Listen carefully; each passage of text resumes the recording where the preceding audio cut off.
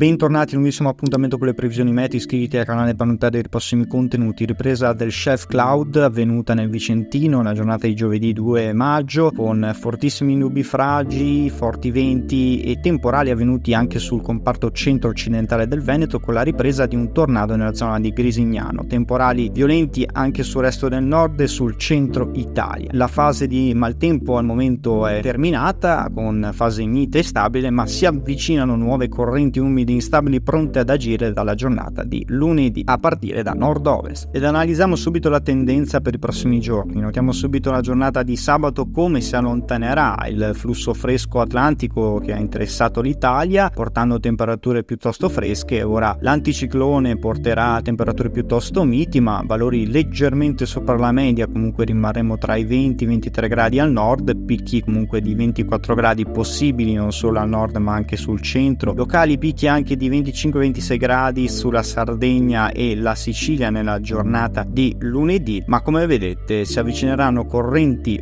umide oceaniche di nuovo pronte ad irrompere sull'Italia a partire da nord-ovest per l'approfondimento di una perturbazione sulla Francia che porterà un nuovo associato calo delle temperature, valori leggermente sotto la media se non comunque in media, ma la fase più significativa sotto la media si verificherà nella giornata di mercoledì, come vedete sul Nord Africa. L'anticiclone sulla penisola italiana che dominerà fino alla giornata di domenica, in parte lunedì, una perturbazione sull'Inghilterra, questa è la prima che si situerà sul nord Europa e la Scandinavia, e questa è la perturbazione da tenere d'occhio tra l'Inghilterra e la Francia. Questa perturbazione invierà flussi instabili atlantici pronti ad irrompere sulla Francia dalla giornata di lunedì, portando un conseguente aumento della nuvolosità a partire dal nord-ovest. Sulle Alpi occidentali e il Piemonte dal pomeriggio si potranno già verificare dei locali rovesci associati a dei piovaschi sulle pianure piemontesi, poi in serata anche sulle alte pianure e prealpi lombardo-venete, comunque deboli a carattere di locale rovescio. La perturbazione, come vedete, si indebolirà sulla Francia, portando comunque dei temporali anche intensi associati a delle grandinate. L'anticiclone poi si allontanerà progressivamente verso est, lasciando spazio appunto all'ingresso di questa perturbazione dal Golfo del Leone, fino a portare forti piogge, forti temporali su tutto quanto il comparto settentrionale, l'Alta Toscana e fin sull'Appennino centrale. E notiamo infatti le precipitazioni previste proprio nella giornata di martedì. Dal pomeriggio vedete come i fenomeni saranno particolarmente estesi un po' su tutto il nord, in particolare sulla Liguria di Ponente, sull'Alta Toscana, sull'Appennino centrale e il nord-est. Qui si potranno verificare temporali anche grandinigeni associati a forti venti e rischio nubifragi. Questi temporali poi si attenueranno proprio dal tardo pomeriggio, lasciando spazio a un miglioramento seppur temporaneo. Potranno riprendere a formarsi temporali dalla serata, soprattutto sulla Lombardia e sul basso Veneto. Condizioni di stabilità che ci accompagneranno per la nottata di mercoledì, anche se poi in mattinata comincerà già a peggiorare non solo sulle Alpi, sulle prealpi lombardo-venete, ma come vedete anche a partire dal centro-sud. Correnti da sud-ovest porteranno una nuova fase di maltempo anche sulle regioni meridionali, come vedete sull'Appennino meridionale,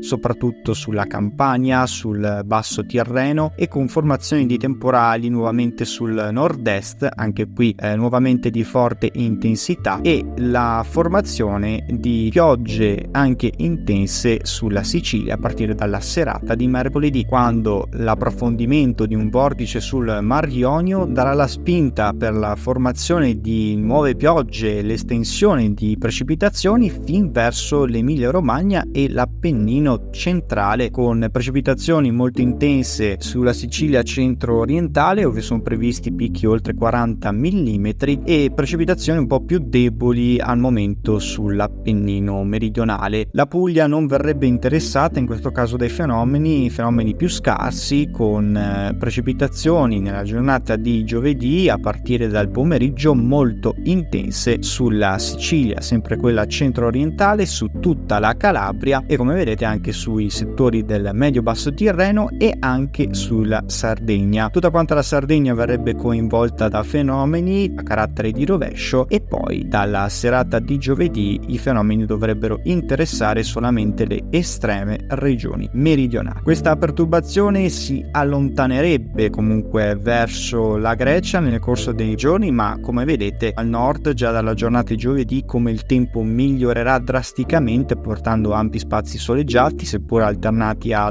nuvolamenti innocui, con ancora qualche piovasco possibile solamente sulle zone prealpine, ma come vedete l'anticiclone sarà ben evidente, espanso a partire dall'Europa occidentale sin verso quella centrale. Come vedete ancora il vortice sul Mar Ionio potrà dare vita a nuovi impulsi, a nuovi rovesci temporali sulle estreme regioni meridionali, ancora una volta sulla Sicilia centro-orientale, la Calabria e questa volta anche la Puglia. Questa perturbazione lascerà poi definitivamente l'Italia a partire dalla serata di venerdì, spingendosi verso la Grecia e concedendo quindi l'anticiclone di recuperare terreno a partire da sud-ovest con un nuovo rialzo delle temperature. Staremo su valori tipicamente primaverili. Ricordiamo che i modelli sono ancora incerti comunque sulla traiettoria di questo anticiclone, che come vedete sembra più accostarsi sulla Spagna. Come vedete valori qui eccezionalmente alti, oltre i 30 gradi per ora. Intanto dovremo subire altre piogge proprio a partire dalla giornata di martedì su tutto quanto il nord e parte del centro. Rimanete come sempre aggiornati, settimana movimentata, ovviamente vi rimandiamo i prossimi aggiornamenti meteo.